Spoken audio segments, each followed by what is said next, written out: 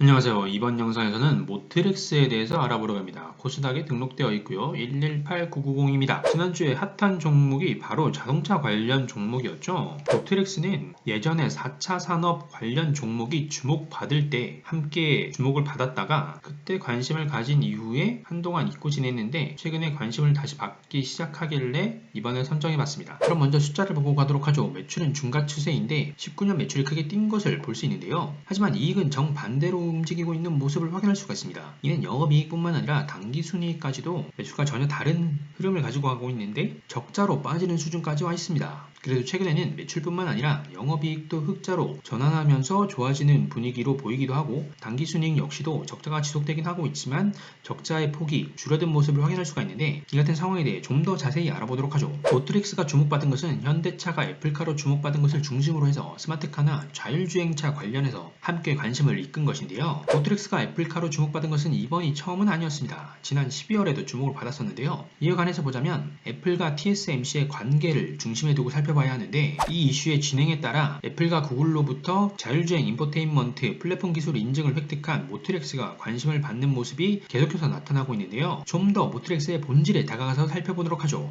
먼저 개요를 살펴보게 되면 해외에 많은 자회사를 두고 있는 모습을 확인할 수가 있는데요. 미국, 호주, 브라질, 인도, 멕시코, 중국, 베트남, 칠레까지 전 세계 다양한 국가의 자회사가 진출해 있는 것을 확인할 수가 있습니다. 아마 현대차 그룹의 해외 진출과 관련된 모습이지 않을까 생각합니다. 사업의 내용을 보게 되면 자동차 부품이 첫 번째이고 이와 관련된 소프트웨어, 창고업 등 다양한 연관된 부가 서비스를 수행하고 있음을 확인할 수가 있습니다. 이어서 제품군을 확인해 볼 수가 있는데요. 제품명을 약어로 제시해 두긴 했는데 하나씩 풀어가면서 이해해 보도록 하겠습니다. AVM 같은 경우에는 오디오, 비디오, 내비게이션 이렇게 세 가지 기능이 가능한 제품을 말하는데 현재 생산 중임을 확인할 수가 있고 현대기아차를 비롯해서 이란에 있는 업체들에게 수출을 하고 있다고 하고요. AV 같은 경우에는 오디오와 비디오에 관한 내용인데 이 역시도 유사한 형태로 제공되고 있음을 확인할 수가 있습니다. 그리고 이 두 가지 제품이 저희가 앞에서 확인했던 애플과 구글에 인증된 제품임을 확인할 수가 있고요. 그 외에도 오디오와 AVNT 같은 것들이 있는데 이 같은 것들이 어느 국가에 진출해 있는지도 함께 확인을 할 수가 있는 부분이 있고요. 이 같은 것뿐만이 아니라 다른 제품군을 보게 되면 일반 자동차는 아니지만 프리미엄 버스를 타보셨다면 확인할 수 있는 인포테인먼트 형태의 RSA 시스템도 있고요. 특수 차량에 제공되는 데이터캠, 주차 시 360도 벌자이 뷰를 제공하는 AVM이 개발 진행 중임을 확인할 수가 있고 운전자의 생체 정보를 통해서 졸음운전 등을 방지할 수 있는 드라이버 헬스 모니터링 시스템 역시도 출하 예정임을 확인할 수 있습니다. 그 외에 HUD 등이 출하 예정 중임을 확인할 수가 있고 다른 제품도 있다는 것을 확인할 수가 있는데요. 주요 제품이 아니라 주요 제품 이외에 신규 개발이 진행되고 있는 제품들에 대해서 저희가 좀 더 이해하기 쉽게 정리해둔 시장에 관련된 내용이 있었는데 자동주차 지원 시스템이나 차선 이탈 경보, 차선 유지 지원, 운전자 상태 감시 등에 관련된 내용을 확인할 수가 있고 이 같은 것들이 자율주행 혹은 자율주행으로 가기 위한 기술이기 때문에 이 같은 기술을 위해 많은 투자가 이루어지고 있는 것으로 추정할 수 있겠습니다. 이 같은 기술의 진행 모습만 보면 유망해 보이긴 하지만 경쟁 업체로 보면 만만하지 않은 상황임을 확인할 수가 있는데요. 주요 경쟁 업체로 현대모비스나 LG전자를 꼽고 있습니다. 이 같은 태생적으로 강력한 역량을 가지고 있는 업체들과 경쟁을 해야 하는 상황이기 때문에 쉽지 않은 싸움을 하고 있다고 볼 수 있겠는데요. 이에 맞추어 비교 우위 상황으로 제시하고 있는 것이 해외 네트워크나 시스템 인프라 같은 것들이 있긴 한데 이 같은 것들은 대기업 경쟁사에 비교할 부분은 아니라고 생각되는 부분이 있고요. 다만 전략적 제휴 같은 경우에는 오히려 다른 대기업보다는 모트렉스가 기존의 대형 브랜드와 제휴를 진행하는 데는 유리한 측면이 있지 않을까 생각합니다. 저희가 앞에서 살펴본 제품에 대해서 매출 구조도 함께 확인할 수가 있었는데요. 단일 제품군으로 보게 되면 오디오와 비디오 기능을 탑재한 AV가 전체 매출의 19%를 차지하면서 가장 높은 매출을 일으키고 있는 모습을 확인할 수가 있고요. 여기에 내비게이션까지 더한 AVN이 두 번째로 높은 17% 정도의 매출을 차지하고 있는 것을 확인할 수 있습니다. 이 같은 것을 일시적 시점이 아니라 흐름도 함께 살펴보도록 하죠. 매출의 구성이 어떻게 바뀌고 있는지 흐름을 함께 살펴보게 되면 먼저 주요 제품군이라고 했던 AV나 AVN에 대해서 살펴보면 AV 같은 경우에는 18년에서 19년 크게 감소한 모습을 확인할 수가 있는데요. 17년의 경우에는 숫자가 동일한 것으로 봐서 일종의 오류가 아닐까 싶은데 그렇다라고 하면 17년에서 18년의 경우에는 소폭 증가한 모습이지만 19년에는 총계로 봤을 때 크게 감소한 모습을 확인할 수가 있습니다. 이어서 AVN 같은 경우에도 17년에서 18년 절반 수준으로 떨어졌는데 18년에서 19년도 역시 감소한 모습을 확인할 수가 있습니다. 다만 전체 매출은 늘었는데 이같이 전체 매출이 늘어난 것은 기타 매출군이 크게 늘어난 것이 상품과 제품에서 크게 영향을 끼쳤고요. 있는데요. 그렇기 때문에 이를 통해서 보게 되면 2017년까지 주요 매출군이었던 AV와 AVN의 매출 감소가 2018년에 있었고, 그리고 그 이후에 기타 매출을 중심으로 해서 매출이 회복되는 구조를 가져가고 있다고 확인할 수 있습니다. 이와 함께 궁금했던 것이 기술 개발에 관련된 내용이었는데요. 아무래도 본격적으로 좌율주행 시장에 진입을 하기 위해서라면 많은 투자가 진행되어야 할 것 같은데, 일단 관련된 조직은 제대로 준비가 되어 있는 것으로 확인할 수 있었습니다. 조직의 역할도 꽤나 다양하고 디테일하게 잡혀 있는 것으로 확인할 수가 있고, 구성원을 보더라도 단순히 실무자급이 아니라 팀장급으로 운영되고 있는 모습을 봤을 때 전체 조직이 제대로 운영되고 있지 않을까라는 생각을 들었는데요. 여기에 이어 최근 3년간 개발 내용을 확인할 수가 있었는데, 구체적인 연구 내용을 확인할 수는 없긴 했지만 기본적으로 현대차나 기아차와 함께 협력해서 개발을 진행하고 있는 것으로 확인할 수가 있고, 타깃 국가 역시도 확인할 수가 있었습니다. 국가별 현지의 문화와 규제에 맞춘 개발을 진행하고 있었고, 파트너와 함께 개발을 진행하고 있다는 것으로 이해할 수 있었는데요. 그렇다면 이 같은 개발을 위해서 숫자에서는 어떻게 진행되고 있을지, 다른 우려사항은 없을지 숫자를 좀 더 확인해 보도록 하죠. 먼저 매출의 변화를 보게 되면 18년에 전년 대비 80% 수준까지 떨어졌다가 19년에 150% 성장했습니다. 자세한 품목은 알 수가 없지만 저희가 앞에서 확인했던 것처럼 기타 부분의 매출 증가가 중심이었다는 것을 확인했고요.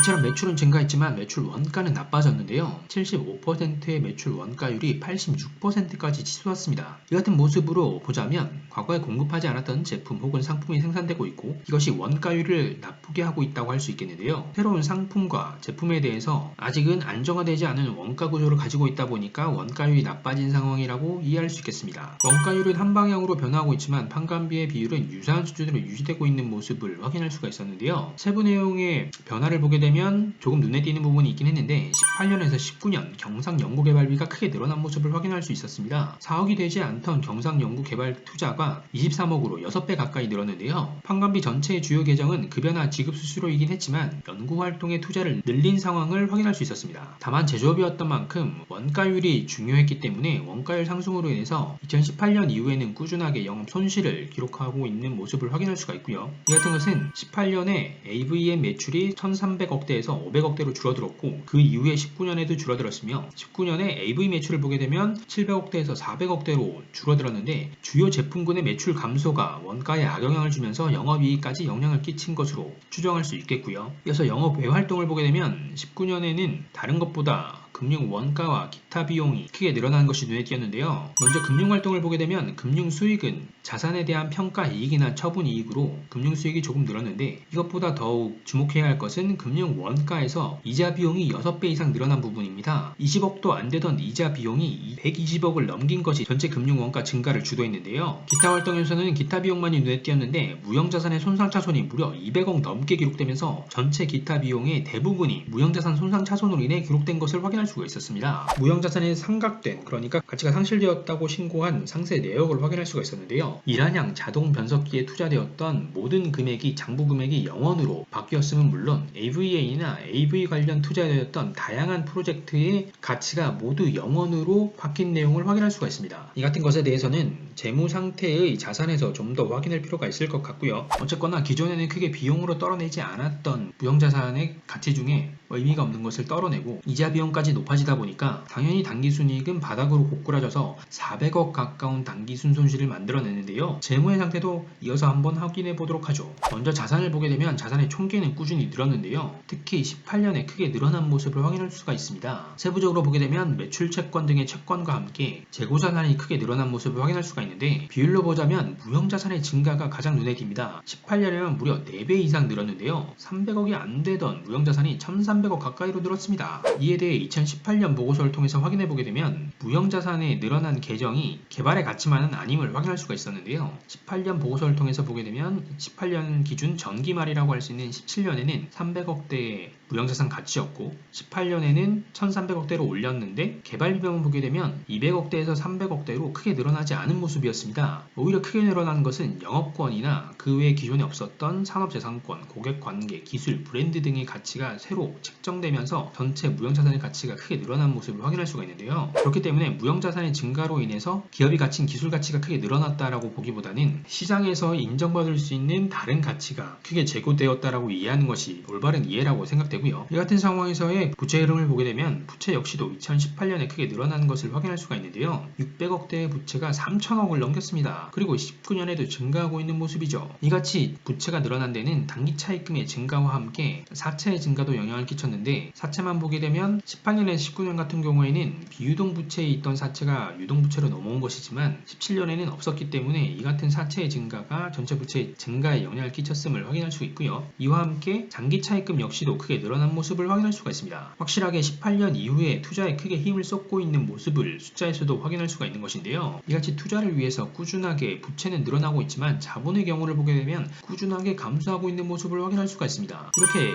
부채는 늘어나고 자본은 감소하다 보니까 2019년 기준으로 봤을 때 부채 비율이 무려 300%를 넘겼습니다. 18년에서 19년에만 자본이 500억 가까이 줄어들었기 때문에 2020년에도 유사한 상황이 벌어진다라고 하면 위험한 상황으로 이어질 수 있어 보이는데요. 2020년의 숫자도 어떻게 흘러가고 있는지 바로 확인해 보도록 하죠. 2020년 3분기의 재무 흐름을 보게 되면 자산은 일단 소폭 감소했는데요. 감소한 부분을 보게 되면 유동자산에서 매출 채권 등의 채권과 함께 재고자산 등이 크게 줄어든 것을 확인할 수 있고요. 이어 부채도 보게 되면 부채 역시 감소한 모습을 확인할 수가 있는데, 크게 보면 유동부채의 감소가 크게 영향을 끼쳤습니다. 유동부채만 보게 되면 사채의 감소가 크게 영향을 끼치긴 했지만 일부 전환사채 등이 줄어든 만큼 동일 계정의 사채가 비유동 부분에서 소폭 늘어나는 것은 일단 확인할 수가 있고요. 하지만 차입금 같은 경우에는 단기 차입금이 크게 줄어든 것과 함께 장기 차입금이 소폭 감소한 모습을 확인할 수가 있습니다. 그리고 자본을 보게 되면 자본이 늘긴 했는데 다른 것보다 자본금과 자본 잉여금이 늘어난 영향이고요. 어쨌거나 이 같은 영향으로 인해서 부채 비율의 경우에는 300% 수준에서 좀 더 안정적으로 이동하긴 했지만 아직까지는 안심하기에는 일러 보이고요. 꾸준하게 이익잉여금이 줄어들고 있는 모습이 아쉬운 모습인데, 이 같은 상황의 손익에 대해서 좀 더 자세히 알아보도록 하죠. 먼저 매출을 보게 되면 매출은 호전되었음을 이해할 수 있습니다. 누적 기준으로도 분기 기준으로도 매출이 증가했는데요. 일반적인 코로나 상황임을 감안했을 때 긍정적으로 해석할 수 있는 부분이겠습니다. 이어서 매출 원가를 살펴보게 되면 누적 기준으로는 소폭 높았지만 분기 기준으로는 낮아진 모습을 확인할 수가 있었고요. 연간 단위까지 봐야 하겠지만 긍정적으로 흘러가는 것 아닌가라고 생각해 볼 수 있겠습니다. 이어 판관비의 경우에는 비중이 크게 줄어든 것을 확인할 수 있었는데요. 이같이 비중이 줄어든 것에 대해서 좀 더 세부적으로 계정을 살펴보게 되면 주요 계정이 크게 감소한 것을 이해할 수 있었습니다. 급여와 함께 지급수수료, 그리고 꾸준하게 관심 있게 살펴본 경상연구 개발비까지 줄어든 모습이었는데요. 상황 악화에 따른 긴축 정책으로 이해하는 것이 정확하지 않을까 싶었습니다. 여하튼 긴축 정책의 영향으로 인해 영업이익은 분기 기준으로도 누적 기준으로도 전년 동기보다 좋아졌는데 적자에서 흑자로 돌아선 것이 가장 표면적인 효과라고 할 수 있겠습니다. 하지만 여전히 금융 원가가 높은 것을 확인할 수가 있었는데요. 다만 이번 분기의 경우에는 이자 비용 자체는 줄어들었지만 외화 환산 손실 등이 크게 기록되면서 금융 원가가 크게 늘어난 모습을 확인할 수 있었고요. 긍정적으로 해석할 수 있는 포인트로는 관계기업 투자 손익이 2020년의 경우에는 누적 기준으로도 흑자로 돌아선 것이 긍정적으로 해석할 수 있는 부분이었고요. 이 같은 영향으로 인해 단기 순손실이 이어지긴 했지만 손실의 폭은 조금 줄어든 모습을 확인할 수 있었습니다. 자, 지금까지의 모트렉스를 정리해보게 되면 자율주행, 스마트카 등 관련 이슈로 주목을 받고 있는 모습이긴 했지만 회계로 보게 되면 기대감을 가지고 신뢰하기에는 부족한 부분이 충분히 보였는데요. 과거 투자를 늘리긴 했지만 무형자산 상각 등으로 개발 실패를 인정하는 모습을 볼 수가 있었고, 이익도 줄어들고 있는 상황에서 부채 비율까지 늘어난 모습에 크게 우려스러운 모습이 보이긴 했었습니다. 다만 19년까지의 부정적 흐름이 20년 3분기를 보게 되면